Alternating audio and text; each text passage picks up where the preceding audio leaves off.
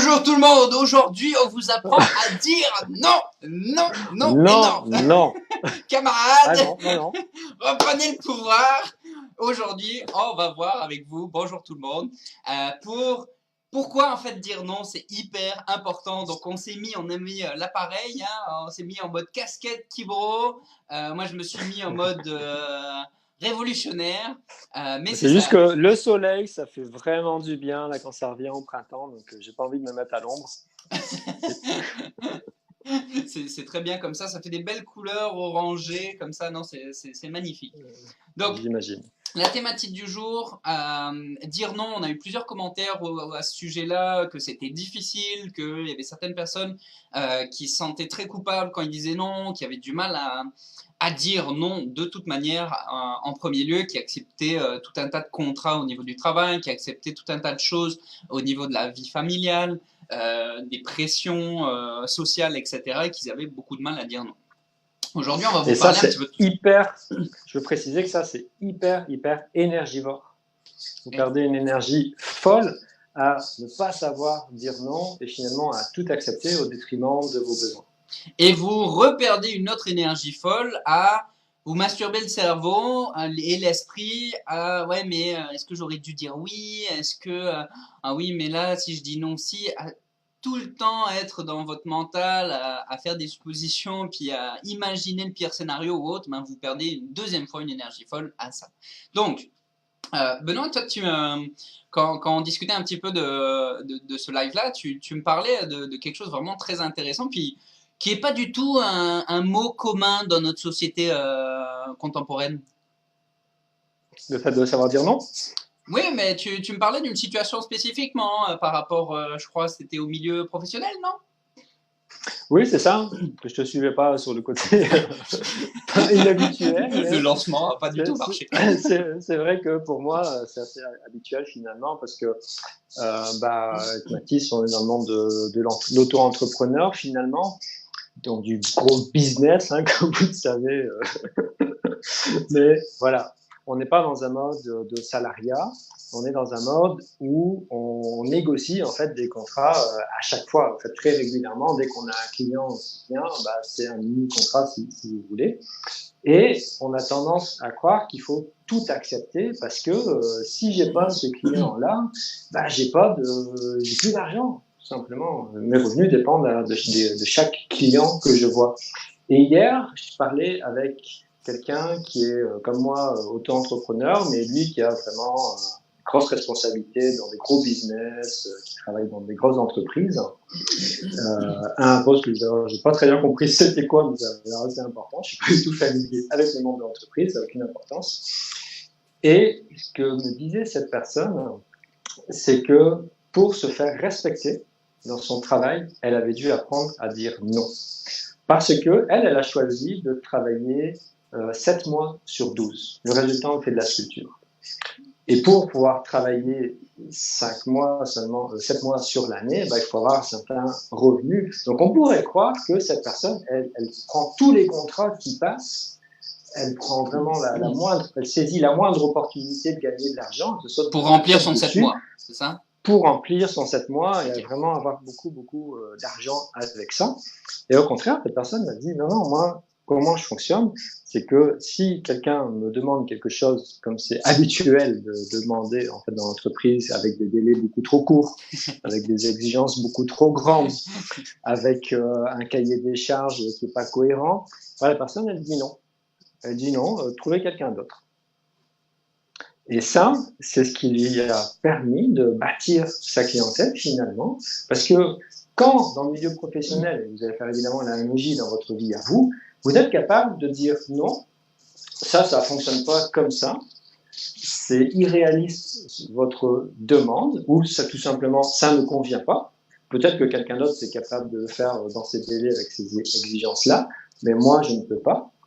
Eh bien, vous entendez que vous avez affaire à quelqu'un qui est professionnel, qui est sérieux, qui est ancré en lui, parce que pour faire savoir des noms, il faut vraiment être ancré, il faut se connaître, il faut connaître ses besoins, il faut connaître ses valeurs, il faut connaître son fonctionnement. Et de là, on peut dire un non, qui est un non respectueux, hein, qui est un nom, mais surtout chargé d'une grande énergie. Parce que j'ai d'abord dit respectueux en pensant à l'autre, mais en fait respectueux surtout de soi-même. Et quelque part, il y a un effet de résonance. L'autre va entendre que vous vous respectez et il va entendre votre sérieux. Et du coup, il va être capable de vous considérer, donc sur un plan de business à business, comme c'est mon exemple, mais sur un plan humain aussi. Parce que finalement, quelqu'un qui accepte tout et n'importe comment, est-ce qu'on va le prendre au sérieux? Est-ce qu'on va le considérer? Moi, je pense pas. Et c'est Moi, je vrai pense que c'est que quelqu'un. si je peux rebondir sur ce que tu es en train de dire, c'est vrai que moi, dans mes différents métiers, je sais que quand j'étais employé, quand j'étais responsable commercial, les fois où j'ai été à même de dire non aux demandes parfois farfelues un peu de mes supérieurs, les fois où j'ai été amené à être capable de dire non, suite à ça, j'ai vraiment eu comme des projets où j'ai vraiment eu comme des super belles semaines, des super beaux projets qui sont comme développés et avec un encadrement qui était beaucoup plus soigneux, qui était beaucoup plus respectueux de moi, ce que j'étais capable de donner. Et au final, en respectant ce que j'étais capable de donner comme ça, je donnais quelque chose qui était au final encore meilleur. Donc c'est intéressant de voir que le fait de dire non comme ça, là on parle beaucoup de la sphère professionnelle, mais de dire non comme ça dans l'aspect la sphère professionnelle, ça permet de au final donner encore quelque chose qui est meilleur de vous. Donc vraiment un très très intéressant comme exercice. Et quelque part, quand on dit non et qu'on est ancré en soi, c'est aussi parce qu'on est dans la justesse. Il ne s'agit pas de dire non si vous avez envie de dire oui, évidemment. Il ne s'agit pas de dire non si vous ne savez pas. Il s'agit simplement d'exprimer avec honnêteté la situation qui est la vôtre. Si vous dites oui, c'est oui. Si vous dites je ne sais pas, j'ai besoin d'attendre, j'ai besoin de vérifier quelque chose, c'est parce que c'est le cas, parce que c'est réel. Si vous dites non, c'est parce que c'est non. C'est aussi simple que ça. Donc, cette clarté-là va évidemment se refléter dans votre élocution et c'est ça que va entendre la personne qui est en face de vous, que ce soit dans un enjeu relationnel ou professionnel, familial, etc. Ou même avec vous-même. Donc ça prend vraiment un temps d'arrêt de dire, ok, c'est quoi la situation exacte que je ressens? C'est quoi mon oui, mon non, mon peut-être? Est-ce que j'ai besoin d'un petit peu de temps? Est-ce que j'ai besoin d'un petit peu de retrait pour vraiment pouvoir dire ça? Et quand vous êtes dans la justesse avec vous-même, quand vous le dites, ça s'entend et vous êtes encore une fois très très fort avec ça. Exact. Donc moi, ce que je veux vous apporter, c'est vraiment une vision un petit peu en Occident. On a une vision, on a une perception des choses qui est très connotée par la religion. C'est un peu partout sur la planète. Puis nous, la religion qui a pas mal été prédominante en Europe, enfin en France, en tout cas au Québec, c'est le christianisme. Et ce qu'il faut bien comprendre à travers ça, c'est que le christianisme, ça apporte quoi comme valeur fondamentale? C'est, vous savez, la phrase de Dieu où il dit tenez, prenez, ceci est mon corps, ceci est mon sang, buvez, ceci est mon sang. Donc on a vraiment comme on part de cette idéologie entre guillemets où on prend quelque chose qui nous appartient, qui est à nous, d'accord, de mon corps, et on le donne à l'extérieur. Il faut d'abord aller vers le fait de donner sans attendre rien en retour, etc. Donc on est toujours en donner vers l'extérieur. Puis ça a énormément comme façonné notre imaginaire collectif, ça a façonné notre façon de penser, et du coup, on va beaucoup être, que ce soit dans le milieu familial ou avec les amis ou même au niveau professionnel ou autre, on va beaucoup donner en premier lieu, et puis après, un certain temps, on va prendre ce qui nous reste pour nous, d'accord? Puis ça va pas dans la lignée de si jamais vous n'êtes pas capable de réaliser un projet, si jamais vous n'êtes pas capable de donner à l'autre ce qu'il attend de vous, que ce soit au niveau familial ou au niveau de vos amitiés, de vos relations, vous allez donner quelque chose qui est teinté d'une fausse vérité, qui est teinté d'un non-élan de votre part, qui est teinté d'une, je le fais quand même parce que je suis obligé d'eux. Puis ben là, vous n'êtes pas dans l'intégrité, vous êtes pas dans la vérité, vous n'êtes pas juste dans être vous-même. Donc vous n'allez pas donner une couleur, vous n'allez pas donner une énergie qui va être très agréable non plus à recevoir pour les autres. Donc Tu ça, parles de tous ces gens qui veulent faire plaisir aux autres, qui en exact, voulant tellement faire plaisir aux autres, exact. ne prennent pas soin d'eux. Et c'est peut-être pour ça qu'on voit autant d'infirmières en burn-out ou des gens qui ont des profils d'infirmières hein, qui sont en train de donner aux autres. Et finalement, si on regarde leurs problématiques de santé, etc., c'est toujours assez impressionnant. Exact, tout à fait. Puis si je passe plus d'un côté entièrement laïque, si je vous donne un petit exemple, petite métaphore toute simple, c'est imaginez-vous un arbre. Vous êtes un arbre, donc avec le tronc ici bien solide, et ici vous avez différentes branches, ok?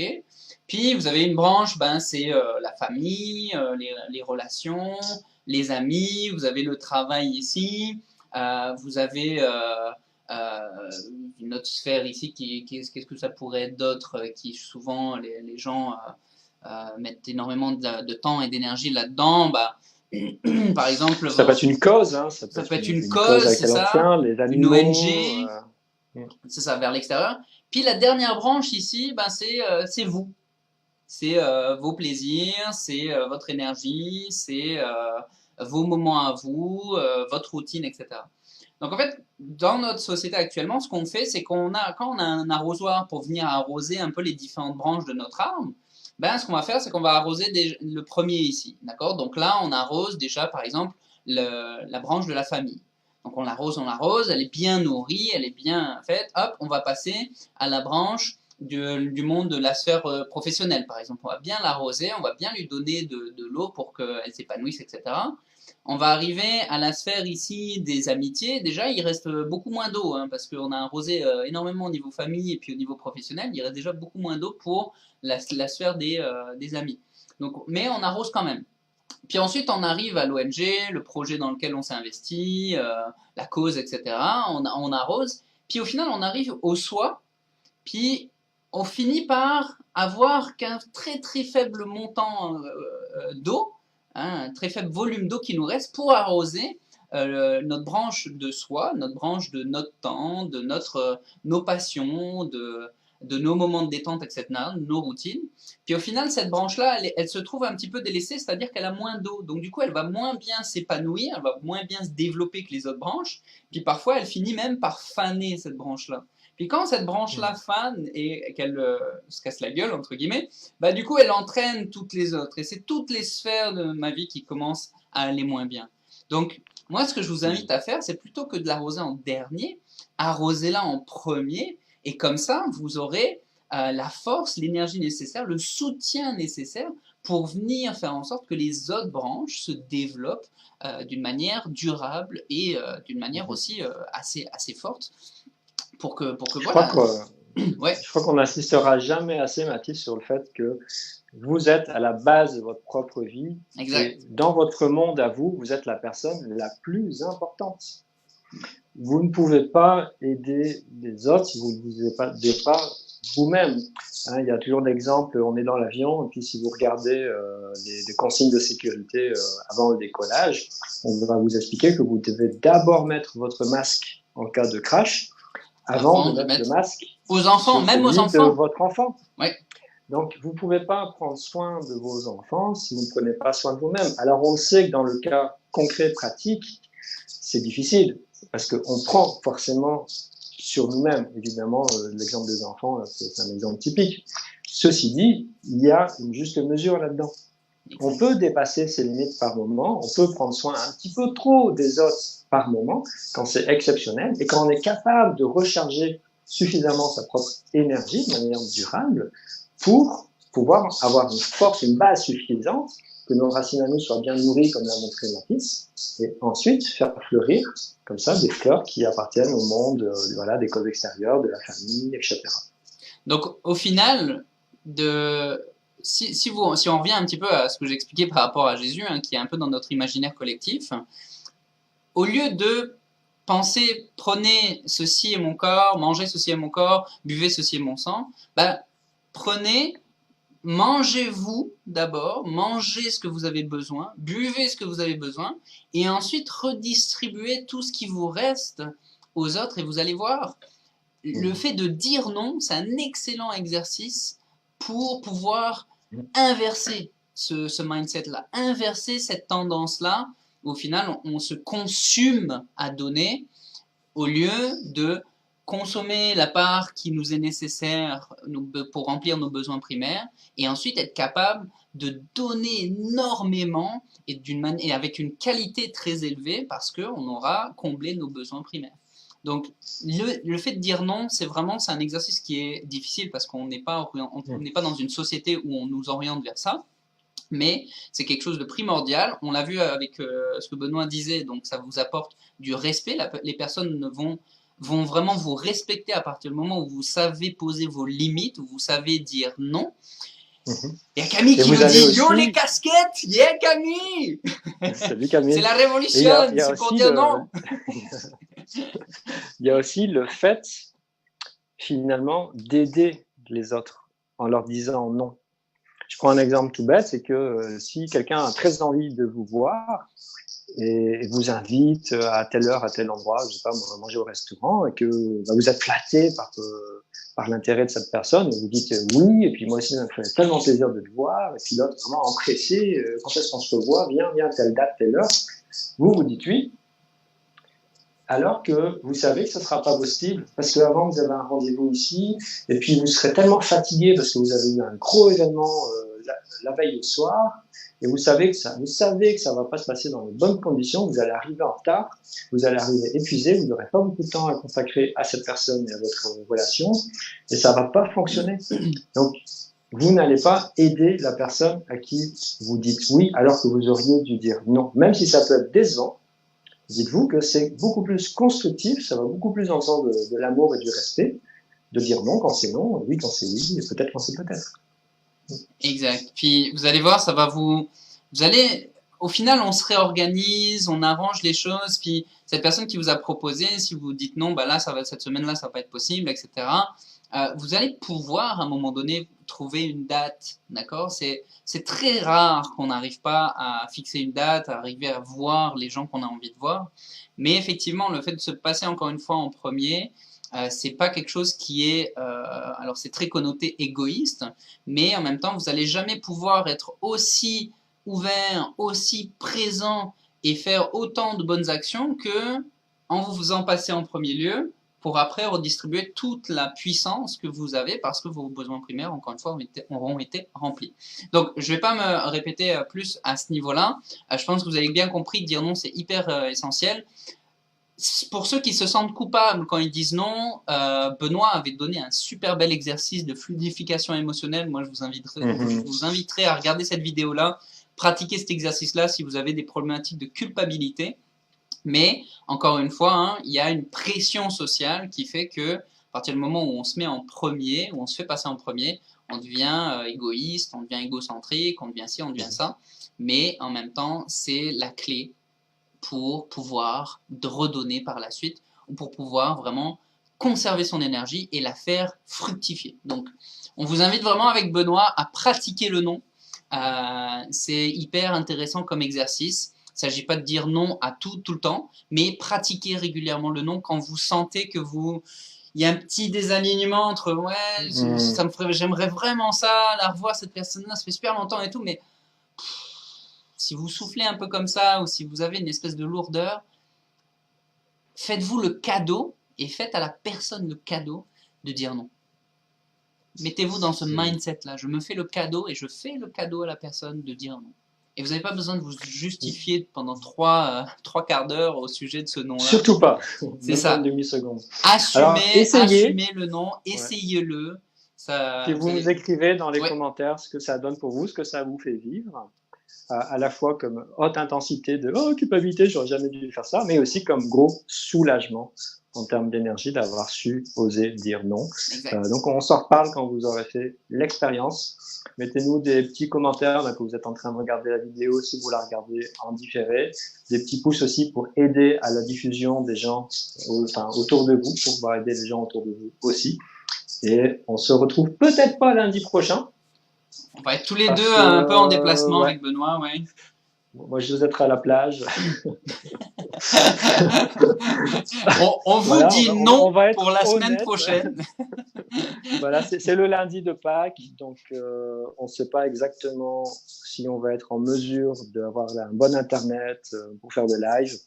Donc on s'est dit que plutôt que de se compliquer la vie, alors que ça va être un moment de vacances, on va vous dire non.